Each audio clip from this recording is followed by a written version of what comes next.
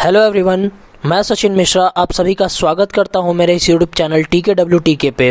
और दोस्तों, ये वीडियो होने वाली है फाइनेंशियल एजुकेशन के ऊपर और ये वीडियो का फर्स्ट पार्ट है जहां पर हम बात करेंगे और समझेंगे फाइनेंशियल एजुकेशन के इम्पोर्टेंस के बारे में। और दोस्तों, इस वीडियो का पार्ट 2 भी आपको इसी प्लेलिस्ट में मिल जाएगा जहां पर हम बात करेंगे डिफरेंट टाइप्स ऑफ इन्वेस्टमेंट के बारे में। सो गाइस, अगर आप इस वीडियो को देख के फाइनेंशियल एजुकेशन के बारे में थोड़ा बहुत सीखना चाहते हैं तो मेक श्योर आप इस वीडियो को देखने के बाद पार्ट 2 भी प्लीज़ पूरा देखिएगा, वीडियो को स्किप ना करिएगा, because little knowledge is always dangerous. लेकिन हाँ दोस्तों, अगर आप कोई एंटरटेनिंग वीडियो ढूंढते हुए गलती से यहाँ पर चले आए हैं तो आप इस वीडियो को यहीं पर क्विट कर सकते हैं। So with this let's start the video.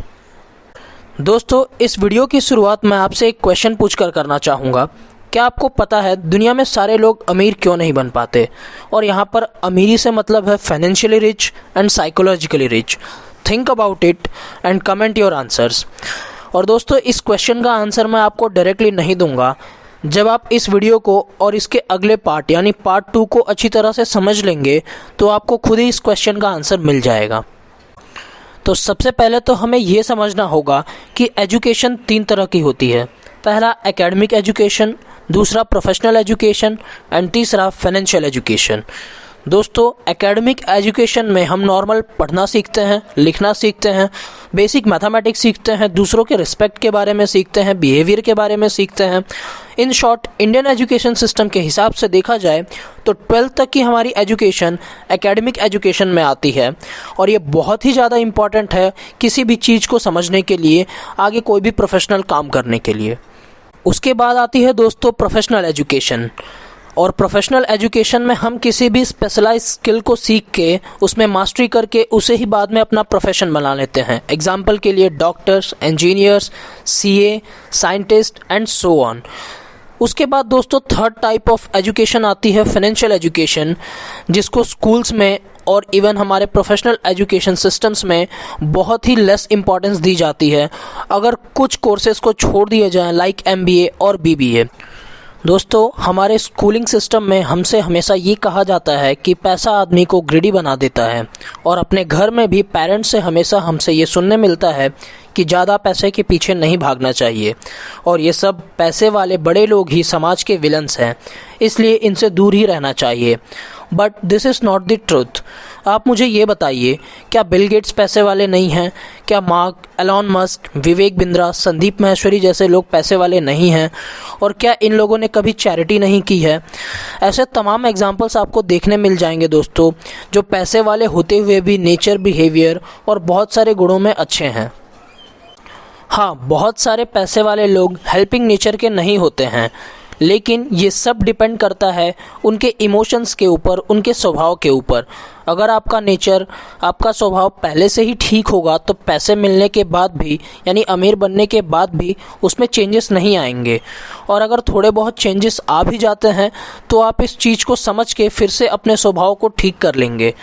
पर अगर आपका नेचर, आपके इमोशंस पहले से ही अच्छे नहीं हैं तो रिच बनने के बाद भी आपका इमोशन वैसा ही रहेगा। अब दोस्तों, ज़्यादातर लोग एकेडमिक एजुकेशन और प्रोफेशनल एजुकेशन को तो कंप्लीट कर लेते हैं, पर बहुत कम लोग ही फाइनेंशियल एजुकेशन के इम्पोर्टेंस को समझ के इसको भी एज अ एजुकेशन पूरा करते हैं।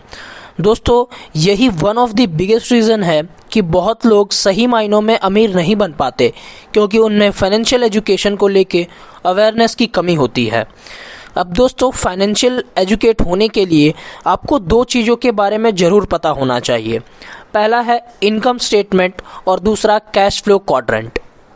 जब कोई नॉर्मल आदमी अपने महीने के खर्चे की कैलकुलेशन करता है तो वो सिर्फ 2 चीज़ों को कंसिडर करता है। पहला इनकम और दूसरा एक्सपेंस। दोस्तों, इनकम उस आदमी के महीने भर की इनकम होती है और एक्सपेंस उसके महीने भर का खर्चा। और इसके अलावा उसको कुछ नहीं सोचता, वो हमेशा अपने इनकम को इंक्रीमेंट करने के लिए देखता है और इसे ही वो अमीरी समझता है। लेकिन एक फाइनेंशियली एजुकेटेड पर्सन अपने इनकम स्टेटमेंट को और 2 कॉलम्स में डिवाइड करता है, एसेट्स और लायबिलिटीज़।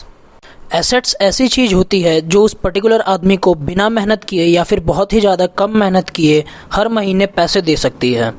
और लायबिलिटीज़ ऐसी चीज़ें हैं जो किसी आदमी के जेब से हर महीने पैसे निकलवा सकती हैं। एग्जाम्पल के लिए, अगर आपने कोई फ्लैट या हाउस लोन पे ख़रीदा है तो आपको हर महीने उसकी लोन की कीमत चुकानी पड़ेगी।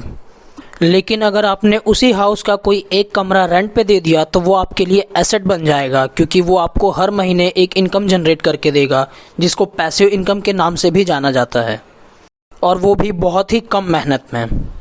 तो एक ट्रूली रिच आदमी का ध्यान हमेशा उसके एसेट्स को बढ़ाने में लगा रहता है। वो हमेशा यही सोचता है कि वो ऐसी कौन सी नई चीज़ें खरीदे जिससे उसका एसेट इंक्रीज़ हो सके और फाइनली उसके इनकम में इंक्रीमेंट आ सके। नेक्स्ट आता है कैश फ्लो क्वाड्रेंट। दोस्तों, लोग 4 तरीक़ों से पैसा कमा सकते हैं। ESBI। ई का मतलब होता है एम्प्लॉय। दोस्तों, अगर आप कोई जॉब करते हैं और हर महीने उसकी सैलरी पाते हैं तो आप एक एम्प्लॉय हैं, और आपको भी पता है कि एम्प्लॉय होने की वजह से आपका पूरा फोकस आपके सैलरी इंक्रीमेंट पे होगा, आपके इनकम को इंक्रीमेंट करने पे होगा, ना कि एसेट्स पे। दूसरा आता है सेल्फ एम्प्लॉयड। दोस्तों, ये सेल्फ एम्प्लॉयड जैसे यूट्यूबर्स, डॉक्टर्स, कोई शॉपकीपर, इन तरीके के लोगों को हम एस कैटेगरी में रख सकते हैं। एस कैटेगरी के लोग सोचते हैं कि वो एक बिजनेस कर रहे हैं, पर वो सेल्फ एम्प्लॉयड हैं। उनके इन्वॉल्वमेंट के बिना उनका बिजनेस रन नहीं हो सकता, और इसीलिए उनका भी ध्यान एसेट्स में ना होके केवल और केवल इनकम को इंक्रीमेंट करने पे होता है। थर्ड आता है बिजनेस। दोस्तों, ऐसे लोग OPM एंड OPT का यूज़ करते हैं, यानी other people's money and other people's talent, और उनका यूज़ करके अपने लिए एक एसेट बनाते हैं जो कि उनको महीने में या जीवन भर हमेशा एक इनकम जनरेट करके देता है, जिसकी मदद से वो उनके इन्वॉल्वमेंट के बिना भी पैसे कमा सकते हैं। दोस्तों, 4th टाइप जो है वो है इन्वेस्टर्स का, और इन्वेस्टर्स ऐसे लोग होते हैं जो दूसरों के बिज़नेस में पैसा लगाते हैं और उनका बिज़नेस ग्रो होने पर इन इन्वेस्टर्स को फ़ायदा होता है। ऐसे लोग भी OPM एंड OPT का ही यूज़ करते हैं, यानी other people's money and other people's talent. आप at a time 1 quadrant, 2 quadrant, 3 quadrant या 4 क्वाड्रेंट में हो सकते हैं, लेकिन आप ट्रूली रिच तभी बनेंगे जब आप B और I क्वाड्रेंट में होंगे, क्योंकि इनका पूरा फोकस इनके एसेट्स को इंक्रीज़ करने में होता है, जबकि एम्प्लॉय और सेल्फ एम्प्लॉयड का पूरा ध्यान उनके इनकम स्टेटमेंट को इंक्रीज़ करने में होता है। तो दोस्तों, इस वीडियो में हमने काफ़ी कुछ सीखा, उसको एक बार समराइज़ कर लेते हैं।